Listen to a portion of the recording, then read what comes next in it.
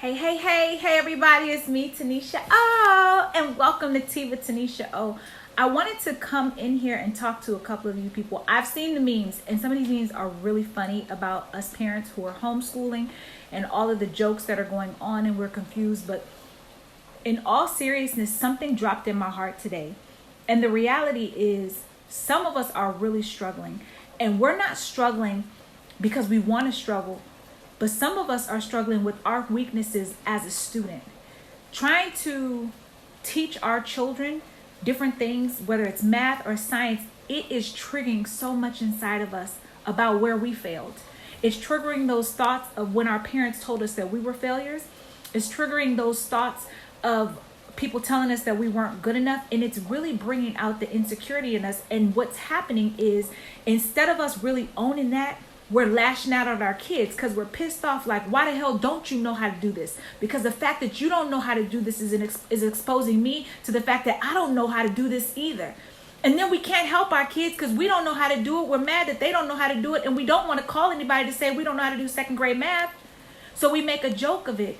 And now we are perpetually, subconsciously creating and continuing the cycle that happened to us. That fear of learning, we're saying things that shouldn't be said. And I'm not saying that you meant it on purpose. And I'm not saying that you really mean that about your baby. But I am saying to be cautious of what you say, because our words will cause damage beyond our ability to restore. And so if you find yourself in that place, really dig deep. This is bigger than the coronavirus. This is a time for us to really dig into some of our own stuff. And if you are somebody who loses patience just doing homework with your child, that could be part of the stuff too that comes back to your childhood. You guys know I always talk about forgiveness, but it's forgiveness because it's something that's real. There are things happening inside of you right now that you don't even understand. You have no idea why you're pissed off. And when they go to bed, you're like, why do I keep losing it? It's because of the way your baggage of life was set up. How do I know? I was a teenage mom. I lost my patience with my kids constantly. And the two older ones that are adults now, I'm still working through fixing that stuff. So if you think second grade, it's not a big deal, it's just the coronavirus, it's because I'm stressed out, there's no toilet paper, I can't get any bleach, I don't have cleaning supplies, it's much deeper than all of that. It's much deeper than the fact that you have 5 kids at home and you don't have enough help or patience.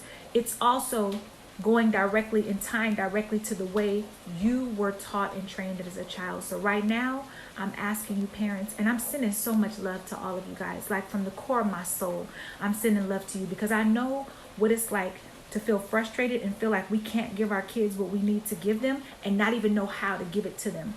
Because now they're exposing our secrets, the fact that we don't know the math, the fact that we really can't help them.